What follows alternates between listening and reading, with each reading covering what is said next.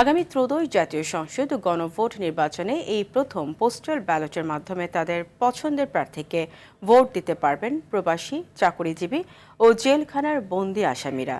নাটোর 4টি সংসদীয় আসনে দায়িত্বপ্রাপ্ত রিটার্নিং কর্মকর্তা 10,701 জন ভোটারকে পোস্টাল ব্যালটের মাধ্যমে ভোট দেওয়ার অনুমতি দিয়েছেন।